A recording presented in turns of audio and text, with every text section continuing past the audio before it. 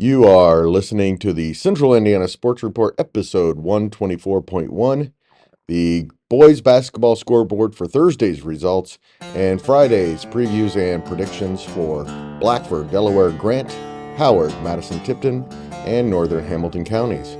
Tipton Tribune and Elwood call leader sports editor Michelle Garmon, co-hosts.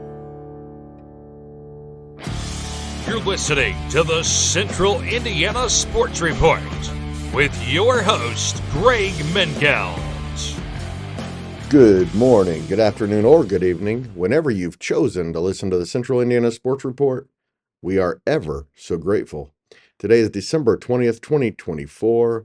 It's a Friday, so it's another day for the Central Indiana Sports Report. I am your host, Greg Mengelt, coming to you from Madison Grant High School, the last day before Christmas break. Producer Susie is in the control room at headquarters in Jeffersonville, and I will be joining her there on Saturday and cannot wait to see her. This is the boys basketball scoreboard for Thursday's games, just one, Elwood's win over Muncie Burris, and previews and predictions with Michelle Garmon of the Tipton Tribune and Elwood call leader for all 18 local games on a busy Friday night just before Christmas. We have 5 segments out today. Along with the boys and girls scoreboards, we had a special segment previewing Friday's big CIC showdown between Oak Hill and Frankton. That was a good one. Go find that one. Michelle and I spoke with both head coaches at length Thursday evening. We also have a couple of IU Notre Dame previews. Check those out too. In the only game Thursday, Elwood earned its second win of the season, 40-29 over Muncie Burris. After Burris pulled within 26-22 early in the fourth quarter, Elwood junior Jaden Mullins took control, scoring 13 of his game-high 23 points in the fourth quarter to help the Panthers snap a 4-game losing streak. Mullins also had 20 rebounds, including 8 offensive boards. Defensively, he had 3 deflections, 3 block shots, and a steal. Michelle Garmon and I talked to Jaden about his performance after the win. Well, congratulations. You coming out and being aggressive tonight, was that the game plan for you, or did it just kind of happen? It kind of just happens. I've never really considered myself a scorer, so, doing that really excites me and brings something to the team that we don't really have. So, yeah, so it's not really part of the plan, but when I do it, it's really nice. Well, Jaden, I think what really impresses me about you is it's not you necessarily lead by pulling down the most rebounds or scoring the most points. You just lead by effort. If your team doesn't understand and can't play off your effort, you don't quit. Yes, sir. Yes, ma'am. Coach, that's what Coach V preaches is effort, effort, effort. He loves a scoring game like this. Keep it low, play really good defense, and that's what he likes. So whenever we're in practice, it's always effort on defensive end. If we run our offense, keep on running through. And he's taught me how to rip drive and just use my body and my athleticism to beat people off the dribble, and that's what I thought I'd do great at tonight. Your rebounding is impressive, too, because, you're just scrappy. You have especially on the offensive boards, I think you have a knack of just getting there and beating people to the ball. Yeah, and that's just like I have like a hard-working mentality. It's like that person in front of me is not going to outwork me, and so when that person's in front of me, I'm going to outwork him every time. All right, big win, second one of the year. Is it a relief or is it a joy? How are you feeling about it? We're still hungry. 2 wins. That was nothing to us last year. We started off the season pretty hot last year. Like 2 years ago, we had Blackford and we beat them here 2 years ago, 38-37. So that's especially what we're going to go out and try to do next week. Well, tomorrow. Yeah. The 41 points is the most Elwood has scored since its season-high 43 in their other win, 43-36 against Hamilton. The Panthers are now 2-0 at home and 0-5 on the road. Also for Elwood, sophomore Jackson Gordon and junior Corbin Level scored 6 points each. Junior Braden Etchison finished with 5. The Panthers are back in action Friday at home against 3-1 Blackford, their final game of 2024. After the game, Michelle and I spoke with Elwood head coach Ryan Van Skyok, who said it was a big win for his program. Yeah, it's good. It's a good confidence builder for our kids. So it was sloppy at times. I thought we played pretty good defense for the most part, except for the end. We got split 3 times for layups. And we told those kids, one thing that we try to get is kill shots at 3 stops in a row. You look at that 6-9 points advantage you. and we allowed them to just score 6 points in a row. So it was good to be in a close game for our kids. They're so young and inexperienced to learn some situational basketball. We talk about it in practice, but when it gets going and in a game, it's a lot better to learn. So I felt like we'll learn from those mistakes that the kids made and be better at the end of it. We talked to Jaden a while ago, and I told him, I said, I think what impresses me is I know he's a senior and he leads, but he leads by effort too. I mean, his scrappiness out there has got to be contagious. I mean, he just plays so hard. Yeah, he's doing a really good job. I mean, he's averaging a double-double. He crashes the offensive rebounds. I thought he did a really good job when he's driving and being under control today and powering the basketball up and being physical, playing big boy basketball. When he does that, he's really good. Last year when he would drive in, he'd just flip up a shot. He did a couple tonight, but he made some really strong moves I felt like was great to see him do because we need him to be our leader on our team. What else did you see that you liked tonight, Coach? I thought our young kids did a really good job. When Bryce is out, he's our main point guard, so these other kids have got to get that experience of handling the basketball. We had some ill-advised turnovers, but for the most part, I thought they did a really good job of trying to handle it and attacking from it. So the more these kids can get experience, the better we're going to be when Cam and Bryce do come back next week. How big is tonight's win heading into tomorrow night with the conference? Does it help build some confidence going into against Blackford? I think so. I mean, anytime you can win. Our kids had their heads down a little bit. And like we told them, right now we're facing adversity. We've faced it all year with the injuries and then with Cam being out. Our boat's been shaking a little bit. It can go one of two ways. You can either handle adversity, we get the boat churned and we're sailing to an island, or the boat sinks and we're collapsing the rest of the year. So one thing I love about Elwood kids is they're fighters. And you've seen it the last couple of years. We don't really get going until after Christmas. I feel like we're so slow because our kids are trying to learn the system. But again, a win like this, going into Blackford, who's really good. Aaron, their head coach, I coached him at Jay County, so it makes me feel old. But he runs the same system as we do. They got a freshman kid who's outstanding, one of the best guards. He just got ranked in the state of Indiana. So it's going to be a tall task, but something we're looking forward to. Do you enjoy playing against friends, mentors like this twice in a week? Yeah, I do not. I wonder.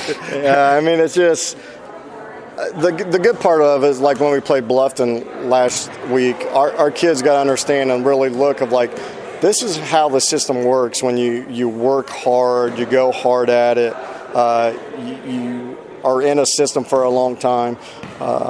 Our kids have not been there's been so much turnover before I got here. Our kids didn't even know what a system was. Our feeder system's got to get better. But again, those kids got a rude awakening of how it works and why it works. And I feel like it helped us in a sense of like make the kids believe that it does work and to keep going at it. Burris was led by 15 points from senior Tyler Bennett and 6 from senior Gavin Mitchell. The Owls are now 0-7. They're done until January 14th when they host crosstown rival Muncie Central.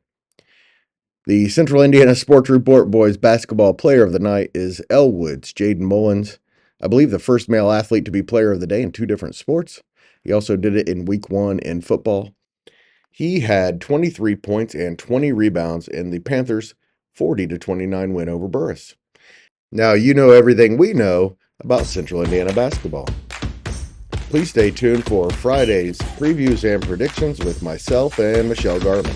You're listening to the Central Indiana Sports Report with your host, Greg Menkels. Okay, Michelle, we have one game where we've made a pick so far. There was only one game Thursday night. I said Elwood would win by 7. Elwood won by 11. You said it would go under, so I'm ahead 1-0. You are, and I'm fine being behind after that because to win by double digits was a big lift that for Elwood. And the one thing I did say, and we both agreed on, I think, was that Elwood needed this win tonight. They've had a lot of losses here, and they just I think they needed it. The kids needed to see that what Coach Van Skyonk and his staff have been stressing, they're right. And I think it's hard sometimes to get young kids because Mullins is the only senior on the team. So you're talking about getting young kids to, even though some of them have been in his system in the last couple of years, still buying into the fact that you got this. There is a way to do it. My way is the right way for our skill set, for our talent set. And unfortunately, there are a lot of players, young athletes today, even high school, college, and even in the pro level sometimes, I think, that think they're better or their skill set's better than what it actually is. And but so this was a good win for Elwood. Like I said, they needed it because Friday night's game is not going to be an easy one. The Madison County tournament is not going to be easy, so especially because they opened against Liberty Christian. So, yeah. And the second round will be tough no matter who it is. Yes. All right. Just a reminder, if I make a prediction, Michelle says over or under. If she's correct, she gets a point. If she's not, I get a point for setting a really good prediction. And then if I pick a team to win and she says the other team will win, that is worth 5 points. And we haven't done that yet, but we're going to tonight, I promise. There's no doubt about it that we're going to pick some different teams. All right, here we go. Game of the week, Frankton at Oak Hill. Frankton is 2-2. They beat Oak Hill 53-37 last year on their way to a CIC championship. Oak Hill is 4-2 and won, 5 of the last 8 before that, something like that. They had won 4 straight in a row against Frankton. 4 straight in a row. 4 in a row against Frankton until last year. Greg says Frankton by 5. Ooh. Gosh, I would love to see that, and I think you may be right on the margin. But Ooh. I'm going to take Oak Hill. They're at home. Wow. They are at home, and I've just seen it. Oak Hill is just when Rimbarger has good teams, they're really tough to beat at home. And I've seen it, and I've seen Tipton go over there with really great teams when Oak Hill's had really great teams. And it's just a very tough place to win. I think it's a tough place to win at Frankton too. So for me, where the venue of the game is why I'm picking Oak Hill. If the game was at Frankton, I would pick the Eagles. I just think home court in a game between two teams like them Can definitely be the difference. Can be the difference. It's the difference all the time. People who undervalue home court advantage don't understand and have never played. You're more comfortable in your own environment. You have the same shooting background that you use every day. Especially basketball, home court just means a lot. And especially in gyms that are kind of unique. Exactly. And, both of those gyms are kind of unique, just like Yes. the Inferno at Tipton is kind of unique because, Frankton and Tipton, they both have the stages on the one end, which makes, and where Oak Hill has the bleacher and just the way it is, you're up and you have to walk down. It's just, it's different. And that's one of the really cool things about high school basketball in Indiana is the arenas are just so cool. Oh, they are. And, there aren't very many generic ones, which makes it fun. It really does. Madison Grant is at Mississinawa.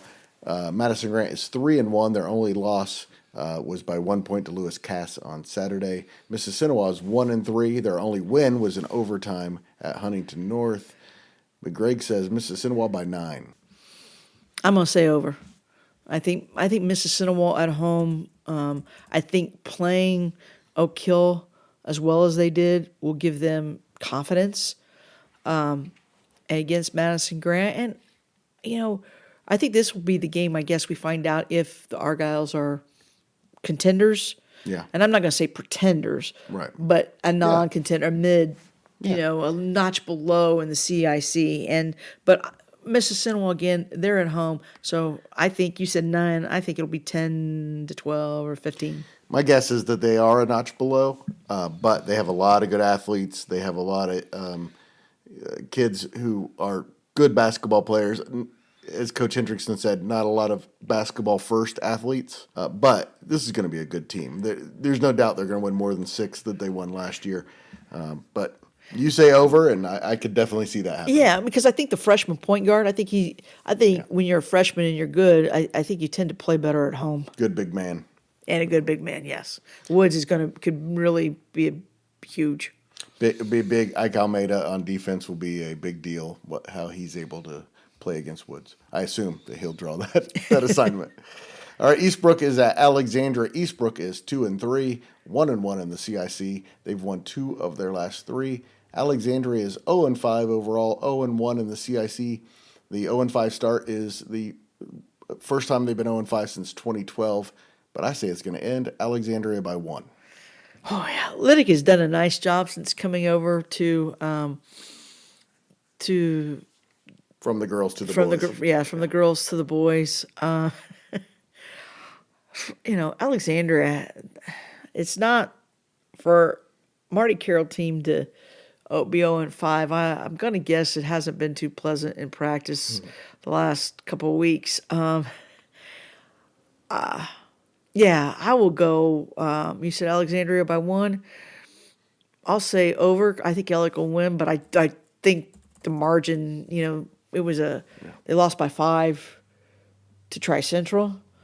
So I do think that, with Alec, I think that you're looking at a close game, but I do think that they can win by more than a point. I don't think it will be double digits, though. Blackford is at Elwood. Blackford is 3-1 overall, 1-0 in the conference. They've won 3 straight, including 66-53 over Alexandria on Friday in their CIC opener. Elwood is 2-5 overall after beating Muncie Burris 40-29 on Thursday. They are 0-1 in the conference after losing to Madison. Granted, a game they were fairly competitive in. I thought that was the 3 games I've seen Elwood play. That was probably the game they played the best, including the win tonight. But Greg says Blackford by 21 at Elwood.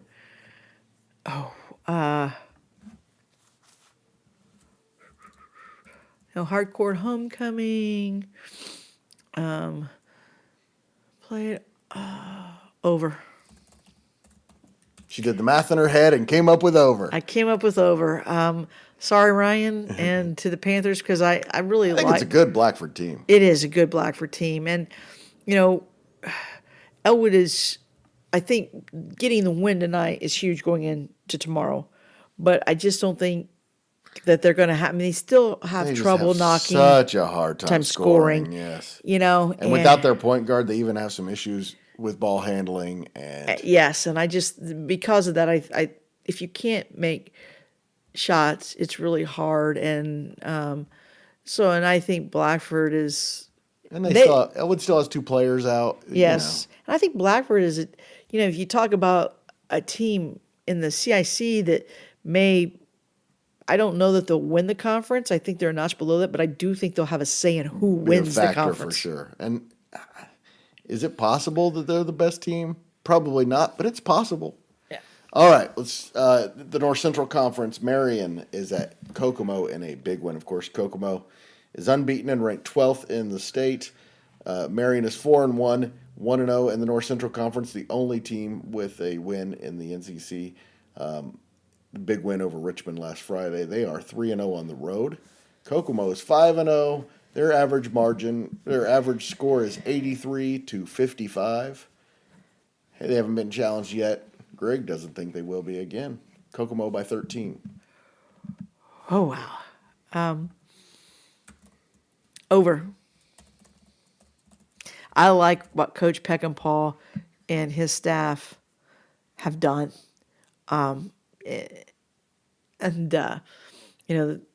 Being able to really, come up with a fit a little bit after the Flora years is just sensational. And their backcourt, those guards, they're experienced, and they're going to be at home. And they've been shooting lights out. I think that will. I think that'll continue. Tomorrow night anyway. on Friday night anyway. A big rivalry game that hasn't been much of a rivalry lately. Anderson Prep is at Class A number 2 Liberty Christian. APA is off to its best start ever at 5-1. Liberty Christian is 4-2. They've won 3 straight and 8 in a row in the series. Greg says Liberty by 24. Okay. I won't be surprised if it's more than 24. I'll stay with Liberty Christian, but I'm going to give APA the benefit of the doubt. This is a first big one for them. I think it will definitely be double digits, but I think it'll be slightly under 24. Class 2A number 11, Tipton is at Logansport. Tipton is 3-2. They beat Muncie Central on Tuesday to end a 2-game losing streak, if you call 2 games a streak. And Logansport is 2-3. They lost their last 2 games by a combined 46, including a big loss to Hamilton Heights. Greg says Tipton by 11. Yeah, that's on the road. It's at the Berry Bowl. Berry Bowl. But, I will say this. Tipton is not a stranger to playing in, nice gyms. I mean, they've played at the Muncie Fieldhouse the last 2 years. They've played at the Hangar up at Adams Central last year. I'm thinking there was another gym or things where they've played. The thing is, Tipton has not really shot the ball well yet from the perimeter, especially Grady Carpenter. I mean, Grady has been good when they, move him inside and everything. Tipton by 11. I think the Blue Devils could use a big thing. I will say this. I don't think Logansport is as good as Muncie Central. I mean, those 3 young players from Muncie Central are really impressive. I'll say slightly over. I think Tipton will go on the road. I think they want a big win. They need it. Because then they come back, and I don't think they play again until they play in the 2-day Clinton Central tournament right after New Year's. And so I think they're going to want to head into Christmas on a very positive note. Cliff is a great coach. I think Cliff Hawkins does a really nice job, and he's liked the way his kids have come in and responded in practice. And, he'll tell you that, he knew it was going to be slow going, and he figures it would be after Christmas before Tipton really made the turn. So I think they get started maybe just right before Christmas, and so I'll go over. Western is at Hamilton Heights in the other big Hoosier Conference game. Western is 5-1. It's won 5 in a row. Beat 2 ranked teams last week, Tipton and Rossville, and it was also the Central Indiana Sports Report Team of the Week. Hamilton Heights is 4-2. They've won 4 of their last 5. Their only losses were to Noblesville and Guerin. Greg says Hamilton Heights by 6. Not that I do believe Western can go and win anywhere. I mean, I think Coach Bennington's crew proved that with the win at Rossville. Greg, I don't know if you've been in the Rossville gym. That's a tough environment, especially to go the night after you've played Tipton coming off that big win. So that's impressive. What I'm going to say, though, right now, and I think Hamilton Heights is I think they're going to be a tough team at home in some ways. And I say that because I think they're not at full strength yet. And I still say the loss of Jared Mason, their the much beloved principal at Hamilton Heights has been felt throughout. His youngest son is is a member of the Huskies basketball program, and so I just think that they'll be a tough team at home, especially with him. I think they want to do well. I think, although I like Western and I think they have a lot of weapons, I'll give the edge to Hamilton Heights at home because I do think if a game was being played at Western, I would definitely say Western. I'll go Heights. You said by 6. Under. I wouldn't be surprised if it doesn't come down to the last possession or two. Monroe Central is at Class 2A number 10 Lapel. Monroe Central is 4-1. They've won 3 in a row. Lapel is 3-2. Only losses to Pendleton Heights and Wapahani. Greg says Lapel by 13. Under. I don't think Lapel's completely healthy right now. Under. Clinton Central goes to Tri Central. The Bulldogs are 2-4 overall, 0-1 in the conference. Started 0-4, won their last 2 over Attica and North Vermilion. Tri Central is 2-2 and beat Alexandria 49-43 in their last outing. They've won 3 in a row over Clinton Central. Greg says it'll be 4. Tri Central by 11. More. Tri Central will win by more. Clinton Central's not very good. I think Tri Central is. They're finding their stride. Logan Yance is back and gets better every time. I think they're going to be healthier overall. And Jankowiak is going to be a problem inside. Tri Central. I think their boys can win by 20, but definitely over 11. Class 4A number 3 Greenfield Central goes to Yorktown. Greenfield Central is 4-1 overall. Their only loss came to number 2 Lawrence North, 77-59 on Saturday. They may have a player that you've heard of named Braylon Mullins, and they've won 5 straight over Yorktown. Yorktown's 3-2. They lost their last 2 games against Delta and Guerin, 2 very good teams. Greg's pick is Greenfield by 16. Higher. Over. Jay County goes to Delta. Jay County is 3-2. They won their last 2, including a big win over Newcastle in double overtime on Saturday, which put Jerry Baumholt at 597 career wins. Delta is 4-1. Of course, Mark Detweiler has won 375 himself, including 7 sectionals and a couple of regionals the last 2 years. They've won 3 straight since their loss against Mount Vernon. Greg says it'll be 4. Delta by 17. Oh, wow. It's going to be Delta. It's going to be big. I'll say over. Northwestern goes to Rochester in a Three Rivers Conference game.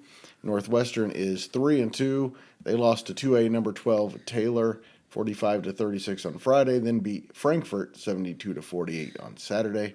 Rochester is 4-1 and has won 3 in a row. Greg says it'll be 4. Rochester by 8. Oh, wow. Where'd you say this game is being played at again? It is at Rochester. The Zebras. By 8. I'll go over.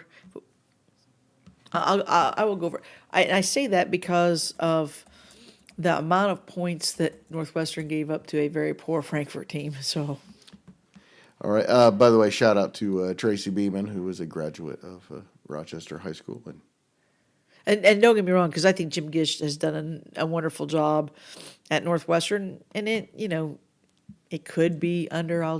But I'll go over since it's a road game. West Dell is at Wapahani in the Mid-Eastern Conference. West Dell is 3-2 overall, 1-2 in the conference. Wapahani is 5-0 with 5 easy wins. It'll be 6. Greg says Wapahani by 29. Oh, wow. I mean, West Dell isn't incompetent, but No, Wapahani and you said by 29, right? Yes. All right. Oh. They've played a good schedule and no one's challenged them yet. Yeah, games at Wapahani. Oh. 29. Oh, my gosh. Means I have to say 30. That's right. Oh, wow. How many points a game is Wapahani giving up? 43. And they are averaging 60. But they've played Muncie Central, Pendleton Heights, Winchester, Lapel, and Hagerstown. So, okay. What were the points difference against Hagerstown and Winchester? It was 18 in Hagerstown, but it was like 39-17 at halftime. So I think they called off the Dogs. Okay. What was it against Winchester? Lapel of Winchester was by 19 at Winchester. LaPel by 11 at LaPel.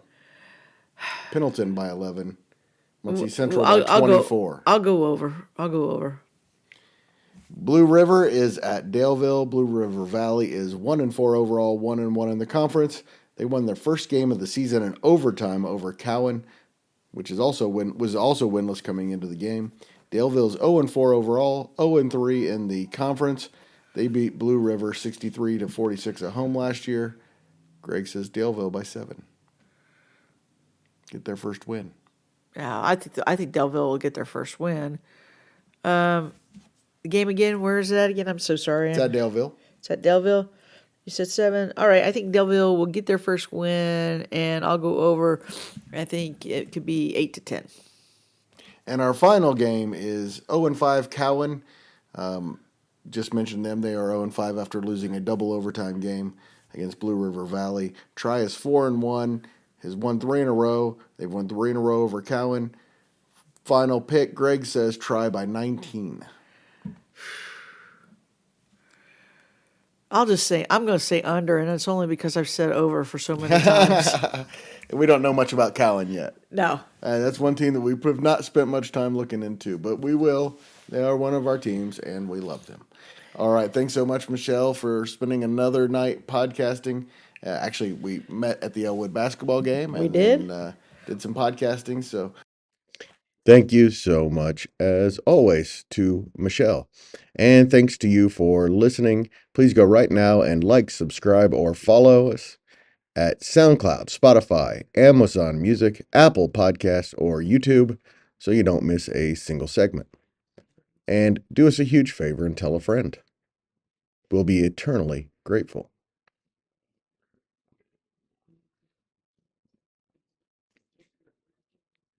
The Central Indiana Sports Report is a product of ITG Media. And I love Susie.